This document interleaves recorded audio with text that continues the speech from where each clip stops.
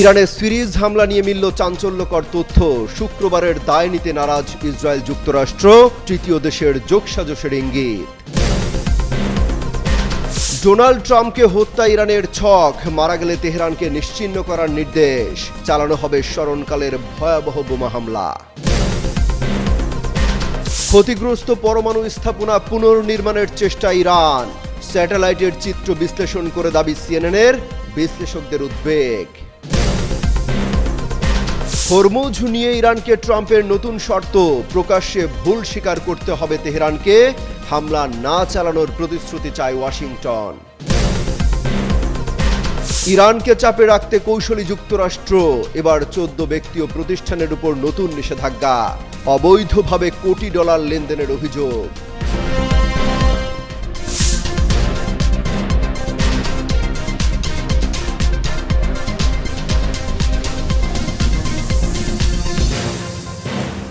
ইরানে একদিকে চলছিল সাবেক সর্বোচ্চ নেতা আয়াতুল্লাহ আলী খামেনির দাফনের প্রস্তুতি। সে সময়ে দেশটির দক্ষিণাঞ্চলের আকাশে একের পর এক বিস্ফোরণের শব্দ। শুক্রবার পর্যন্ত চলে ধারাবাহিক বিমান হামলা। তবে প্রথম 2 দিন যুক্তরাষ্ট্র হামলা চালালেও শেষ দিনে হামলার দায় নিতে নারাজ ওয়াশিংটন। এমনকি কোনো হামলা চালানো হয়নি বলে অবস্থান স্পষ্ট করেছে ইসরায়েলও। এতে আন্তর্জাতিক অঙ্গনে প্রশ্ন উঠেছে, এমন হামলা চালিয়ে পরিস্থিতি উত্তপ্ত করল কোন দেশ?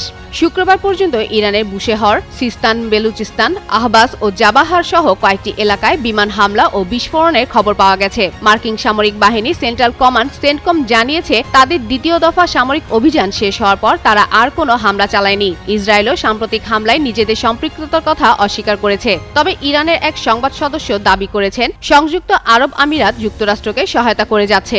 যদিও এই অভিযোগের বিষয়ে আমিরাত কোনো মন্তব্য করেনি। এদিকে যুক্তরাষ্ট্রের নতুন হামলার জবাবে ইরান মধ্যপ্রাচ্যের বাহরাইন, কাতার, কুয়েত ও জর্ডানে ব্যাপক ক্ষেপণাস্ত্র হামলা চালায়। একই সময়ে হরমুজ প্রণালীর নিয়ন্ত্রণ নিয়েও উত্তেজনা বেড়েছে। ইরান এই জলপথে নিজেদের নিয়ন্ত্রণের দাবি পুনর্ব্যক্ত করেছে, আর যুক্তরাষ্ট্র বাণিজ্যিক জাহাজগুলোকে বিকল্প দক্ষিণ রুট ব্যবহারে পরামর্শ দিচ্ছে। যদিও এর আগেও ইরানে কয়েকটি অজ্ঞাত বিমান হামলার ঘটনা ঘটেছিল। পরে বিভিন্ন সূত্রে জানা যায়, সেগুলোর পেছনে উপসাগরীয় কয়েকটি দেশের ভূমিকা ছিল। তাই সাম্প্রতিক হামলার ক্ষেত্রেও সন্দেহের তীর সেদিকেই ঘুরছে। যদিও এখন পর্যন্ত কোনো দেশ আনুষ্ঠানিকভাবে এর দায় স্বীকার করেনি। ফলে মধ্যপ্রাচ্যের সংঘাত নতুন অনিশ্চয়তার দিকে এগোচ্ছে বলে মনে করছেন আন্তর্জাতিক বিশ্লেষকরা। নিজের মৃত্যু নিয়েই এবার বিস্ফোরক মন্তব্য করলেন মার্কিন প্রেসিডেন্ট ডোনাল্ড ট্রাম্প। দাবি করেছেন তিনি ইরানের 1 নম্বর টার্গেট, আর যদি তাকে হত্যা করা হয় তাহলে ইরানের বিরুদ্ধে ইতিহাসের সবচেয়ে ভয়াবহ সামরিক হামলা চালানোর নির্দেশ আগেই দিয়ে রেখেছেন তিনি।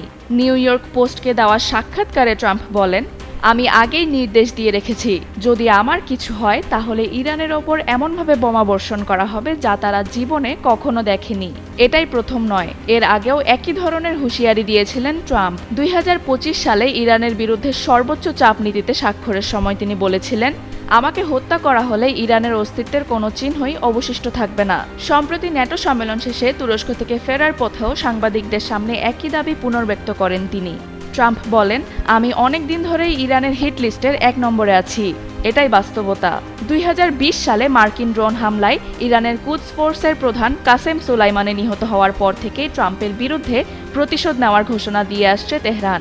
সাম্প্রতিক ইরান ইসরায়েল সংঘাতের পর 2 দেশের উত্তেজনা আরও বেড়েছে। এরই মধ্যে ট্রাম্পকে হত্যার ষড়যন্ত্রের অভিযোগে ইরানের এক সরকারি অপারেটিভের বিরুদ্ধে যুক্তরাষ্ট্রে মামলাও হয়েছে। যদিও তেহরান সেই অভিযোগ সম্পূর্ণ অস্বীকার করে এটিকে রাজনৈতিক অপপ্রচার বলে দাবি করেছে।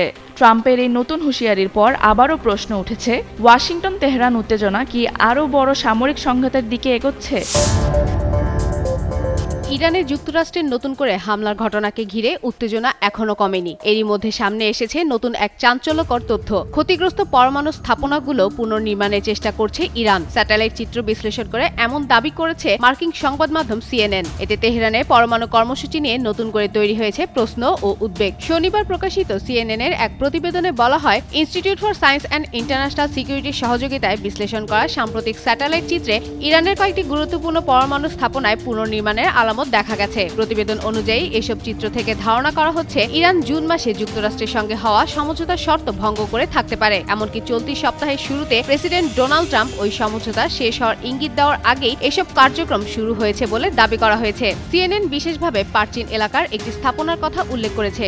সেখানে অতীতে পারমাণবিক অস্ত্র তৈরিতে ব্যবহৃত বিস্ফোরক উপাদান মজুদ ছিল বলে পশ্চিম দেশগুলোর ধারণা। নতুন স্যাটেলাইট চিত্রে হামলায় তৈরি গর্তের ওপর অস্থায়ী ঢাকনা, পরে সেই ঢাকনা সরিয়ে জাল বসানো এবং কাছাকাছি কংক্রিট মেশানো ট্রাক দেখা গেছে। গর্তগুলো স্থায়ীভাবে বন্ধ করার কাজে ইঙ্গিত দিচ্ছে এসব ট্রাক বলে মনে করছে বিশেষজ্ঞরা। এছাড়া পিকেটস মাউন্টেনের একটি সন্দেহভাজন পরমাণু স্থাপনার টানেলের ভেতরেও ট্রাক চলাচলের প্রমাণ মিলেছে। এসব কর্মকাণ্ড ইরানে পরমাণু কর্মসূচি স্থিতাবস্থায় রাখার প্রতিশ্রুতির সঙ্গে সাংঘাতিক হতে পারে বলে দাবি করছে বিশেষজ্ঞরা। উত্তপ্ত আলোচনা, কূটনৈতিক টানাপোড়েন আর নিরাপত্তা ইস্যুতে দীর্ঘ বৈঠকের পর একে একে নিজ নিজ দেশে ফিরছিলেন নেটো জোটের নেতারা। সম্মেলনের রেশ তখনও কাটেনি, কিন্তু দেশে ফিরে লাগেজ খুলতেই কয়েকজন নেতার সামনে হাজির হলো এক বিস্ময়। বিদায়ী উপহার হিসেবে পাওয়া একটি রিভলভার ও তাজা গোলাবারুদ মুহূর্তেই কৌতূহলের পাশাপাশি তৈরি করল আইনি ও নিরাপত্তাজনিত নতুন প্রশ্ন। সম্প্রতি তুরস্কে অনুষ্ঠিত ন্যাটো শীর্ষ সম্মেলন শেষে অংশগ্রহণকারী নেতাদের এমন ব্যতিক্রমী উপহার দিয়েছেন দেশটির প্রেসিডেন্ট রিসেপ তাইপ এরদোয়ান। বার্তা সংস্থা রয়টার্সের এক প্রতিবেদনে বলা হয়, দেশে ফেরার আগে আগ্নেয়াস্ত্রটি কিভাবে বহন, সংরক্ষণ কিংবা আইনগতভাবে নিবন্ধন করা হবে তা নিয়ে কয়েক দেশের সরকার ও নিরাপত্তা কর্মকর্তাদের অস্বস্তিকর পরিস্থিতিতে পড়তে হয়েছে।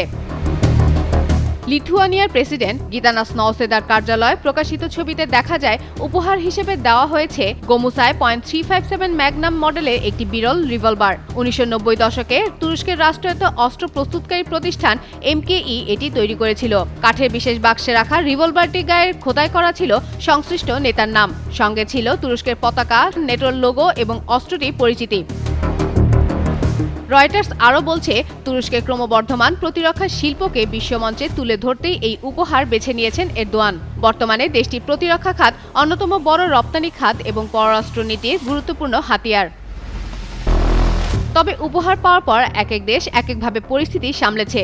বেলজিয়ামের প্রধানমন্ত্রী বিমানবন্দরে নেমেই রিভলভারটি বিমানবন্দরের পুলিশের নিরাপত্তার ভল্টে জমা দেন। পোল্যান্ড জানিয়েছে তাদের অস্ত্রটি কাস্টমসের ছাড়পত্রের অপেক্ষায় রয়েছে। নেদারল্যান্ডস এটিকে স্থায়ীভাবে নিষ্ক্রিয় করার সিদ্ধান্ত নিয়েছে, আর সুইডেন প্রয়োজনীয় আমদানি অনুমোদনের অপেক্ষায় আছে। এদিকে যুক্তরাজ্যের প্রধানমন্ত্রী কিয়ার স্টামারের উপহারের সঙ্গে দেওয়া হয়েছে একটি ক্লিনিং কিট ও 500 রাউন্ড গোলাবারুদ। ইতালির প্রধানমন্ত্রী জর্জিয়া মেলোনির রিভলভারটি ইতিমধ্যে অন্যান্য রাষ্ট্রীয় উপহারের সঙ্গে সরকারি সংগ্রহশালায় সংরক্ষণ করা হয়েছে। ইউরোপীয় কমিশনের president Ursula von der Leyen ও কানাডার প্রধানমন্ত্রী মার্ক কার্নি অবশ্য তাদের পাওয়া অস্ত্র সামরিক জাদুঘরে দেওয়ার পরিকল্পনার কথা জানিয়েছেন। ফাতেমা ফাতেহ জান, যুগান্তর নিউজ। হরমুজ প্রণালী ঘিরে নতুন করে সৃষ্টি হয়েছে উত্তেজনা। ইরানের তেল বাণিজ্যে মার্কিন কড়াকড়ি এবং দুই দেশের পাল্টাপাল্টি অবস্থানের কারণে ওয়াশিংটন তেহরানের সম্পর্ক যেন ফের সংঘাতের দিকে এগোচ্ছে। সেই উত্তেজনার মধ্যেই ইরানের ওপর নতুন করে আবারও চাপ বাড়ানোর পদক্ষেপ নিল যুক্তরাষ্ট্র। দেশটির ট্রেজারি বিভাগ ইরানের সঙ্গে সম্পৃক্ত 14 ব্যক্তি ও প্রতিষ্ঠানের বিরুদ্ধে নতুন নিষেধাজ্ঞা ঘোষণা করেছে। যুক্তরাষ্ট্রের দাবি, তারা ইরানের Islamic revolutionary guard corps IRGC এবং দেশটির শীর্ষ নেতৃত্বের আর্থিক নেটওয়ার্ক পরিচালনা ও নিষেধাজ্ঞা এড়িয়ে অর্থ লেনদেনে সহায়তা করছে। মার্কিন ট্রেজারি বিভাগ ফরেন অ্যাসেট কন্ট্রোল দপ্তর OFAC জানিয়েছে, হরমুজ প্রণালীতে আন্তর্জাতিক নৌ চলাচলের উপর ইরানের নতুন হামলার পর এই পদক্ষেপ নেওয়া হয়েছে। ওয়াশিংটনের ভাষ্যমতে এসব ব্যক্তি ও প্রতিষ্ঠানের মাধ্যমে সেল কোম্পানি ব্যবহার করে বিভিন্ন দেশে অর্থ স্থানান্তর ও নিষেধাজ্ঞাভুক্ত ইরানি ব্যাংকের লেনদেন গোপন করা হতো। এই নিষেধাজ্ঞার তালিকায় রয়েছে আলী আনসারি। যুক্তরাষ্ট্রের অভিযোগ, তিনি ইরানের বর্তমান সর্বোচ্চ নেতা মোস্তফা খামেনি ও দেশের শাসক গোষ্ঠীর আর্থিক সম্পদ পরিচালনার একটি বৈশ্বিক নেটওয়ার্ক তদারকি করতেন। ইউরোপ ও মধ্যপ্রাচ্যে রিয়েল এসেট এবং বিভিন্ন ব্যবসায় বিপুল অর্থ সরিয়ে নেওয়ার অভিযোগও রয়েছে তার বিরুদ্ধে। পাশাপাশি বিলুপ্ত আয়ানদেহ ব্যাংকের মাধ্যমে কয়েকশো কোটি ডলার আত্মসাতের অভিযোগও এনেছে ওয়াশিংটন। এছাড়া ইরানের 3টি মানি এক্সচেঞ্জ প্রতিষ্ঠান, তাদের শীর্ষ কর্মকর্তা এবং হংকং ও সংযুক্ত আরব আমিরাত ভিত্তিক কয়েকটি কোম্পানিও নিষেধাজ্ঞার আওতায় আনা হয়েছে। যুক্তরাষ্ট্রের দাবি, এসব প্রতিষ্ঠান ইরানের উপর আরোপিত আন্তর্জাতিক নিষেধাজ্ঞা এড়িয়ে অর্থ লেনদেনে সহায়তা করত। এর আগে গত ৮ জুলাই হরমুজ প্রণালীতে হামলার ঘটনার পর ইরানের তেল বিক্রির অনুমতি দেওয়া একটি সাধারণ লাইসেন্স বাতিল করেছে যুক্তরাষ্ট্র। যদিও চলমান লেনদেন শেষ করতে ১৭ জুলাই পর্যন্ত সময় দেওয়া হয়েছে। একই সময়ে দেশটির প্রেসিডেন্ট ডোনাল্ড ট্রাম্প যুদ্ধবিরতি শেষ হওয়ার ঘোষণা দিলেও তেহরান অনুরোধের আলোচনায় চালিয়ে যাওয়ার কথা জানিয়েছে। ফলে কূটনৈতিক যোগাযোগ অব্যাহত থাকলেও দুই দেশের সম্পর্ক আবারও নতুন করে উত্তেজনার মুখে পড়েছে। ফাতেমা ফাতেহ জান, যুগান্তর নিউজ।